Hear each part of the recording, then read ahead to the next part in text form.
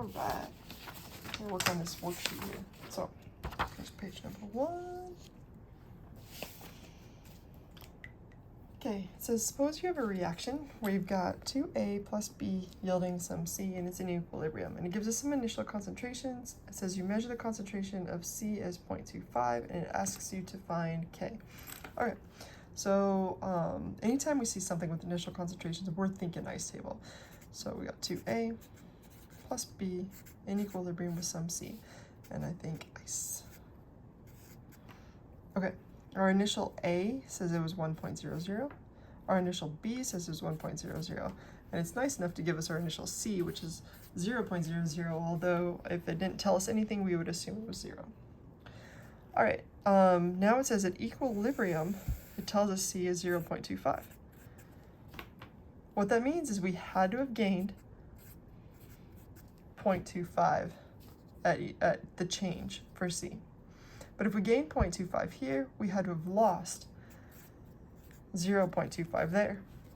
If we lost 0.25 there, we had to have lost 2 times that amount. For every one B, there's 2 A's. So if we lost 0.25, that means we had to have lost 2 times 0.25, or 0.50. Again, that's because that is 2 times 0.25. All right, now we just add them up. 1 minus 0.25 is 0.75. 1 minus 0.5 is 0.5. And now we know that we got our equilibrium concentrations. The only thing you can put in to solve K is your equilibrium concentrations. It's always going to be products over reactants. So we have C over A squared times B, where our C is 0.25. Our A squared would be 0.50 squared, and our B is 0.75. Let's calculate this out, make sure I did it right. Okay. So we have, again, I'm taking 0.25. I'm dividing it by the quantity, 0.5 squared times 0.75, in parentheses. And I get an answer of 1.33, or 1.3 is our K. Cool. So it's sitting really close. It neither really favors products nor reactants, very close to 1. All right, question number 2 says find the value of Kc for this reaction. It gives you 2 CH4 in equilibrium with C2 H2. We have our ice. Our initial CH4 is 0.115. Again, I drew ice mainly because I saw the word initial. And our equilibrium C2H2 is 0.035.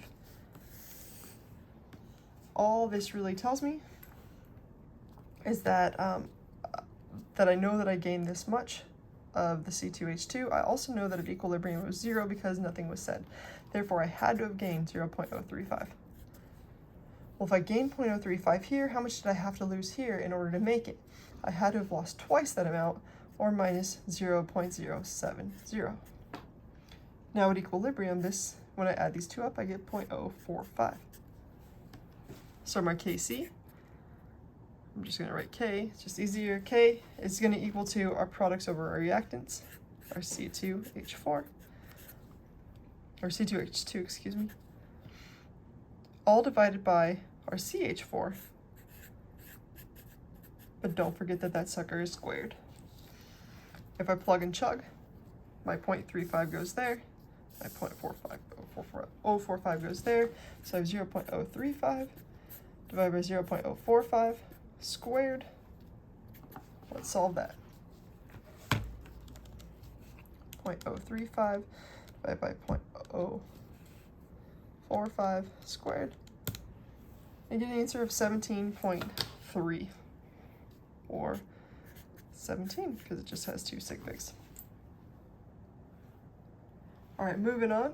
Let's go ahead and calculate the equilibrium constant of this reaction. A similar problem. We have the following, and it gives us some information. There's one difference though. If we go up here, it's given us concentrations in moles per liter every time, sometimes pressure, but moles per liter is pretty much the standard we'll get for the Kc. But But here, if you look, it gives us in moles and it tells us liters. One of the first things you have to do in that situation is put it into moles per liter and then go through and do the rest, because it's really easy to screw up on that part. So anytime you see moles, remember our concentration, big M, equals moles over liters. So the concentration of this AB3 thing that we're talking about has to equal 0.87 mole divided by 5.0 liters.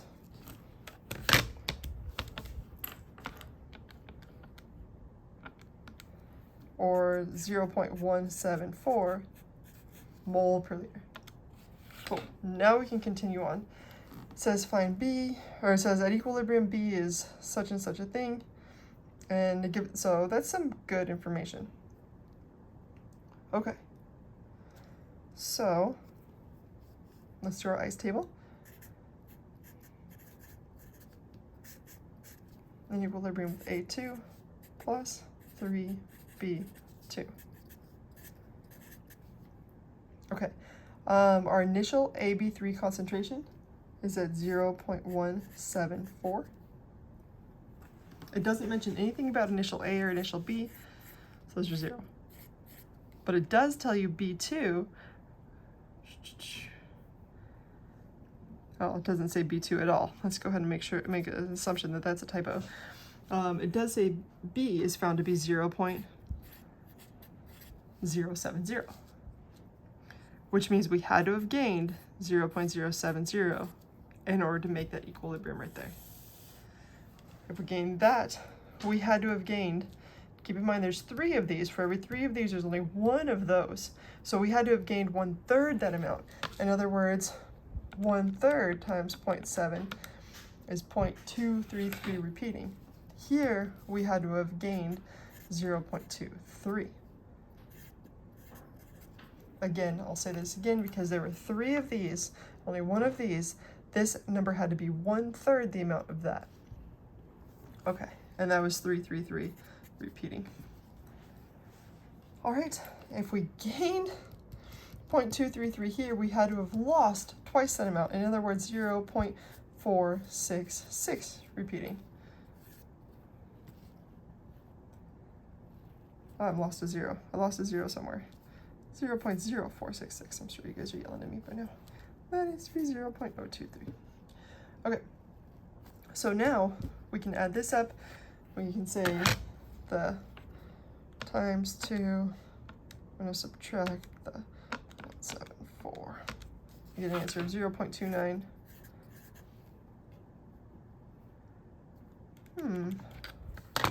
0.174 minus 0.0466.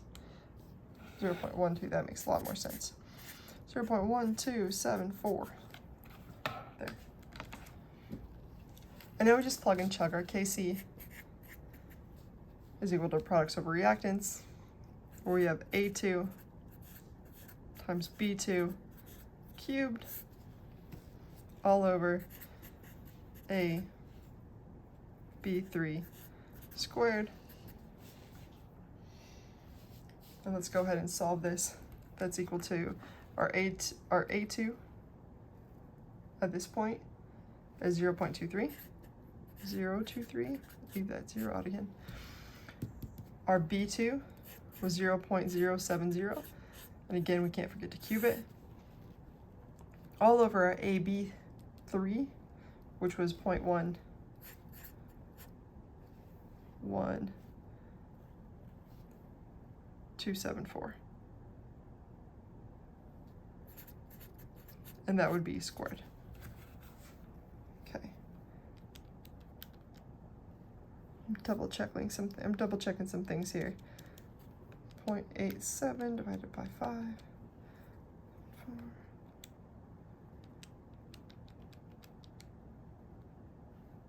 Okay, perfect. Okay, now we just plug and chug. 0.023 times 0.07 squared divided by 0.1274. Oh no, this one had to be cubed. Divided by 0.174 squared. I get an answer of our equilibrium constant equals 4.86, or 4.8 times 10 to the negative 4. Alrighty, let's move on.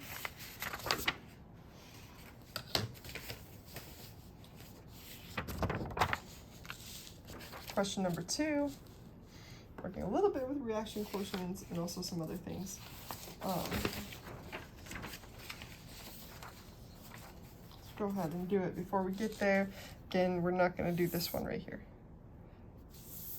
That's a quadratic equation. I told you we just don't have the time. Okay, so let's go ahead and go through this. It says for the reaction below, which direction will it proceed? And gives us the partial pressures. In other words, and it also gives us a Kp. So the only thing is I don't see any question about it saying initial. So we don't really have to do an ice table. It just says which direction will it proceed. So in this case, we are looking at that pressure.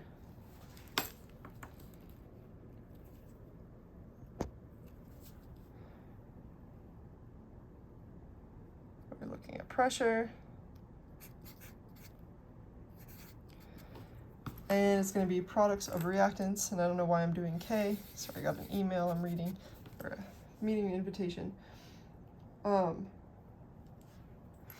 we're looking at QP, and we're going to see how it relates to K.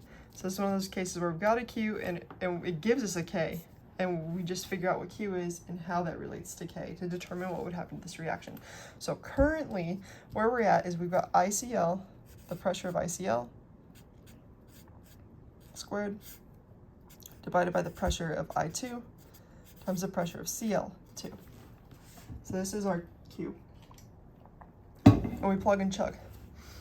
If we'd plugged in equilibriums, it would have been considered our K, right? So our ICL is 0.355. And again, we have to square it. We're dividing it by the I2, which is 0.114 times 0.102. All right, let's see what this number is and see how it compares to our Kp. Let's see if the sucker's cooked yet. So we have 0.355 squared divided by 0.114 divided by 0.102, and I get an answer of 10.8. Okay, if it gives us an answer of 10.8, again, my question is how does that compare to our Kp up here? Is obviously smaller, which means it's not cooked. We have to continue to go further to the equilibrium to the right to produce more products in order to get a bigger Kp. So it says which direction will it proceed? It'll proceed forward.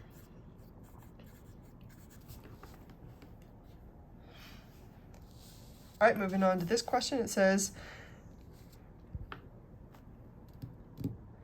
for the decomposition of antimony pentachloride, the equilibrium concentration is 0.0251.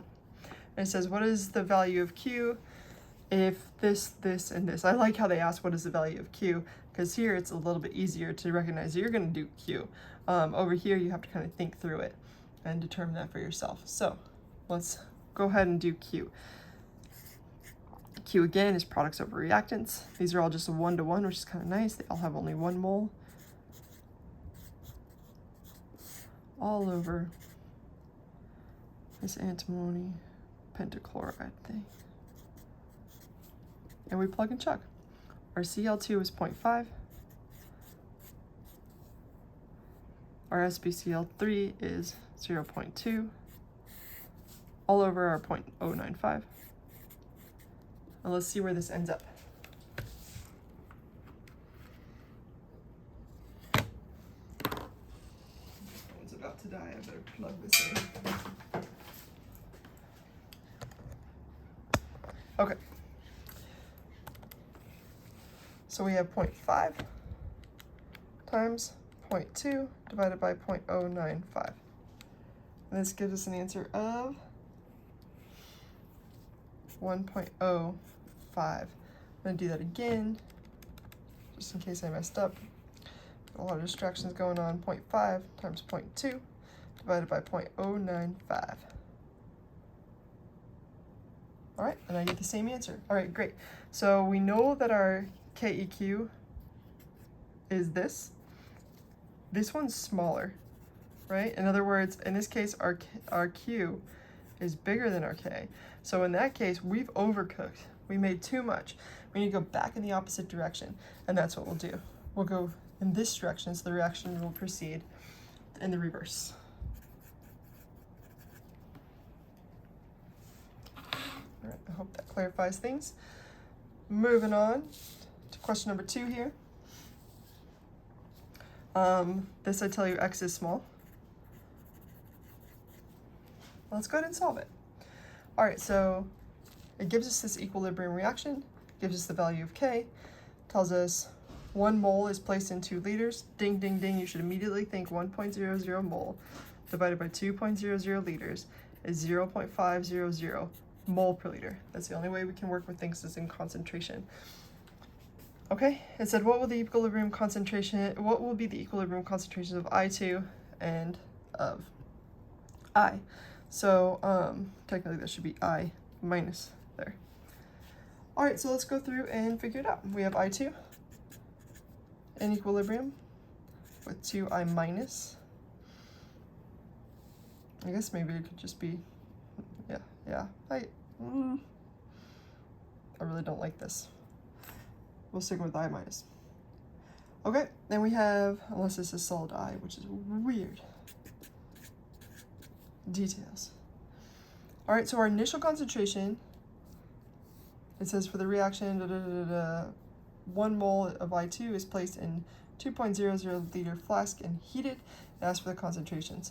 So at I2, we know our initial is 0.500. This we know nothing about, so it's going to be 0. We know that we have had to have lost some X and gained 2X here. So we had lost one of these and gained 2 of those. So at equilibrium, we're at 0.500 minus X, and here we're at 2X.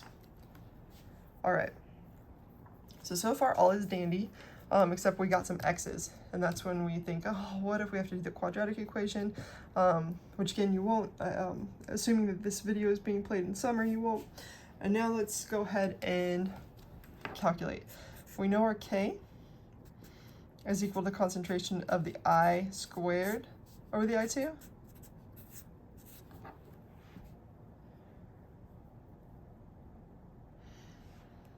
And then if we plug and chug, our I is 2X. So we'll say 2X squared over our I2, which is 0.500 minus X. And I go ahead and tell you that X is small, meaning this thing can go away.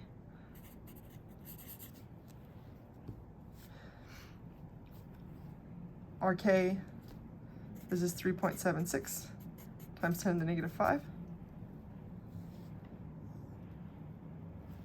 And it's equal to 2X squared, which would be 4X squared, all over 0.500. All right, I'm going to multiply this side by 0.5. I'm going to divide by 4, and I'm going to take the square root to solve for X. Okay, so here we have 3.76 times 10 to the negative 5 times 0.5. So that moved the 0.5 over. Now I'm going to divide by 4, which gets rid of the 4, and then I'm going to take the square root. I could have raised it to 1/2 as well. And I find out that X equals 0.00217. 0.00217, which is a small percentage of that 0.5. In fact, let's figure it out. 0.5. Yeah. It's only 4% or 0.4% of 0.5. So this would be the concentration. So let's see. So we found X. The question wasn't what X is. The question is what will be the concentrations of these two things. So our concentration here would be just 0.500. Even if we subtracted that number, it's still very small. You could have said 0.498 would have been the value for this I2 at equilibrium. So I just took 0.5 minus that 0.002. And then here,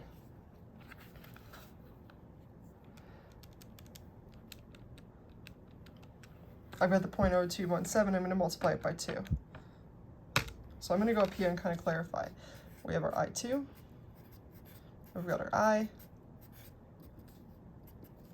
Our I concentration was, or our I2 concentration was 0.500 minus that 0.002. You could have said 17, it doesn't matter. You get an answer of 0.498 mole per liter. And then this one right here, our I minus is going to be our 2 times x. In other words, 2 times that 0.00217 mole per liter, which would be 0.00434 mole per liter. So these are our answers for that portion of that question. So I had to go through, solve for x, then plug x back in to find the equilibrium concentrations of both of those things. All right, I'm gonna grab a bigger piece of paper for this one. Next it says for this reaction, if a flask initially contains that many moles and that many liters, I initially see moles and liters, so what do you do, guys? Take moles and divide it by liters. So first things first, I have 0.00125 mole, and I'm going to divide it by that 0.5 liters. And that would give me 0.00250 mole per liter. Okay, so now I know concentration, and that is of H2S. Now it asks us to find the equilibrium concentrations. It says 2H2S is in equilibrium with 2H2 plus S2. We know the initial concentration of that one because we just calculated it. It's the 0.0025. It doesn't give us any H. It doesn't give us any S2.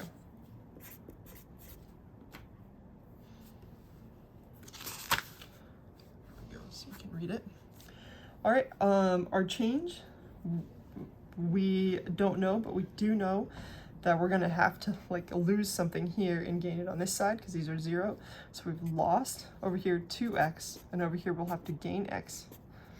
Gain 2x, excuse me, and gain x. 2x again because it's got that 2. So at equilibrium, we got 0.00250 minus 2x. Over here we have 2x, and over here we have x. Let's go ahead and plug that sucker into our equilibrium, where we have our H2 squared over our S2, all divided by H2S squared.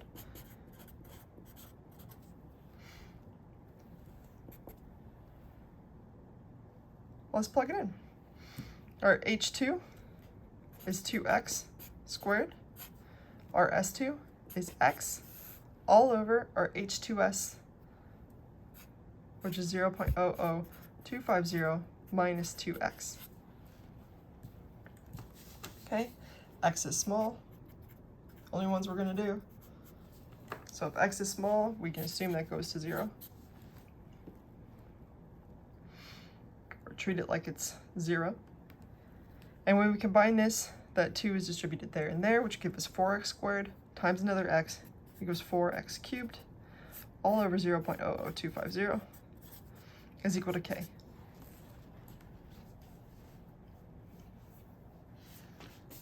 Our k, we're told, is 1.67 times 10 to the negative 7.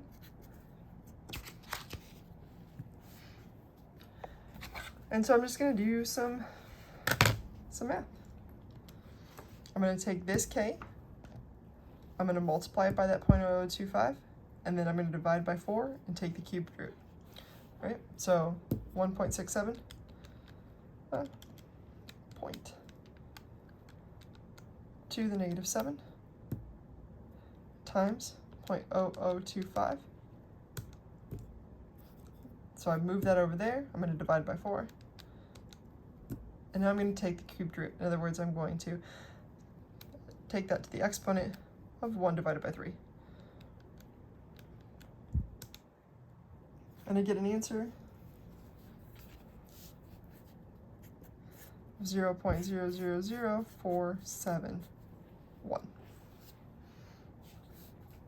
And that would be my x, is that what it says? Find equilibrium concentration. So we found our x, that would be the S2 concentration, and then 2 times that, or 0.00, whatever, 9442 would be that, and 0.000471 would be that. In other words, that's x, and that's 2 times x. And those would be our equilibrium concentrations. Alrighty. Oh, we're not done. Just kidding. We got one whole page left. Yeah. Ah, le chatliers.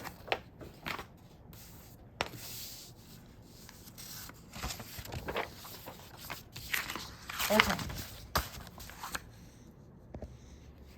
So le Chatelier's principle.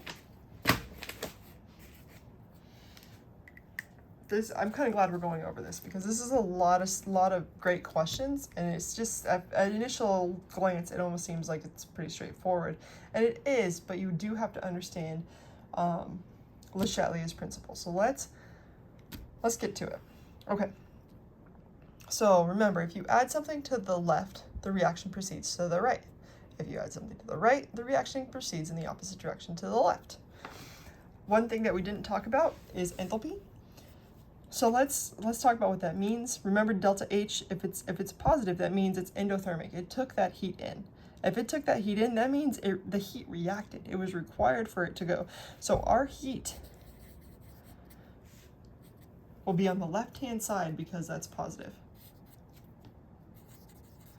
So if it's endothermic, you're going to put it on the left. As opposed to, and I'll show you way down here, just so we can kind of see, this one's exothermic, right? If it's exothermic, it's going to go, heat becomes a product on the right. All right, so here, heat is a reactant. So let's read through these. Essentially, it wants to know what kind of changes are made. We're assuming constant volume. So is it going to shift left? Is it going to shift right? Or will there be no change? So if we add Br2, some of this stuff, which direction is it going to shift? Hopefully we know it's going to go to the left. It has to. Anytime we add something, it goes in the opposite direction. If we remove something, the opposite happens. If we remove NOBr, then the reaction is going to try to fill that hole. It's going to try to fill that void, and it's going to go this way. It's going to go again to the left. It's going to try to fill that hole that was created by removing NOBr. If we decrease the temperature, all right, so again, heat is acting like a reactant. So if we decrease the temperature, that just essentially means we removed the heat. If we increased it, it would have meant we increased the temperature. All right, so if we decrease the temperature, same thing happens as when we decrease it, the NOBr. It's going to go to the left. Decreased temperature means, again, you're decreasing that reactant, and the reaction is going to go to fill the void. All right, increase the container volume. Here's where we really need to talk. Okay, I'm going to rewrite this over here. We have 2 NOBr gas in equilibrium with 2 NO gas and Br2 gas. All right, so in a previous chapter, we looked at moles of gas on either side. I've already counted the moles of gas on either side. Over here, I would say there's 2 because there's 2 there. And over here, there are 3. There's 2 from this one and 1 from that one. In other words, 3. All right. Gases like to spread out. If they have the space, they try to spread out. So if you increase the volume, they're going to go to where there's more gas and they can get bigger and bigger and spread out and take up more space. But if you contract and close a container, make it small, it's going to push it towards the smaller side. They're going to make them all compressed and tighten them together, and they're going to go closer over here. So if you open up the volume, it goes to the bigger side. If you close it or lower the volume, it's going to go to the smaller side. So if we increase the container volume, they have more space to spread out. It's going to go to the right. I hope that makes sense, but if it doesn't, we'll reiterate it later here, one of these. All right, The next question says, solid barium sulfate is in equilibrium with barium ions and sulfate ions in solution. What will happen to the barium ion concentration if more solid BaSO4 is added to the flask? Explain your choice. All right. I don't like this because there's so many nuances to this question, but let's stick with what we're learning, and that's Le Chatelier's. And if you increase something, which direction does it go? It's gonna go to the right. If you increase up here, it's gonna go to the right. So, but in reality, I really don't like this because when we get to solubility stuff, remember we talked about stuff in solubility, and we said if we add a solid to something, the only way to get more to dissolve once it's already hit its maximum concentration, once it's already at equilibrium, can you dissolve more solid? The only way you can is to increase the temperature. The only way you can is to increase the temperature. So, I really don't like this. If it stays, I'm going to go with the actual answer. I'm not going to do some kind of nuance thing. It will not change. If you add a bunch of solid to something, it doesn't matter if it's in equilibrium. And just think about this with sugar water. You've got some tea. You add some sugar. Eventually, you add enough that there's a bunch of solid on the bottom. And it's in equilibrium. It's like got dissolved sugar and solid sugar. And my question would be, if I add more sugar, is it going to get sweeter? The answer is no, it's not going to get any sweeter, because you could add all the sugar you want. You could fill up the whole glass. But this maximum amount right here, this sweetness, is as sweet as it's going to stay. And you can't change that unless you add heat to it. So I'm going to stick with it will not change and teach you properly. All right. Next question. Predict the direction in which equilibrium will shift if the pressure on the system is decreased by expansion. Okay, so remember, by expansion. In other words, the container is going to be getting bigger. It's going to be expanding. So just like we said up here, it will always go to the side with more moles of gas if the container gets bigger. So let's see. In this first one, we have 1 mole plus 4 moles for a total of 5 moles of gas on this side. And on this side, we only have 1. So it says predict which direction it will shift. So it will always go to the side with the more moles. It's going to go to the left. If you increase that container, it's going to go over here. All right, the next one, we have 1 mole over here, and we have 1 plus 1, or 2 moles over there. So if you increase that container, it's going to go to the side with the 2 moles, or to the right. Finally, we have this one, where we have 1 mole over here, and a half plus a half also equals, so we have 1 and a half plus a half also equals 1. So in this one, there will be no change. There's no way to know which way it would go. Doesn't matter. Okay. Last but not least, we're on this one. Just to remind you, if you're looking at some kind of equilibrium reaction and it gives us a delta H, we know that that means that's the heat that was lost, and that's why we put the heat on the right-hand side. And that will help us figure out these questions. Okay, so we're predicting the effect of each of these changes on the position of the equilibrium. That is, state which way it will shift, left, right, no change. Okay, so if we add more sulfur, that's this stuff. If we add more sulfur, it's got to go to the right. That should be a constant by now. We should be pretty comfortable with that. If we add more H2, it's got to go to the right. Always goes the opposite direction. If we raise the temperature, though, treat it just like a product. So if we add the temperature, which way does it go? To the left. It's gonna go to the left. All right. I hope that helped everybody, and have a good day. Bye, y'all.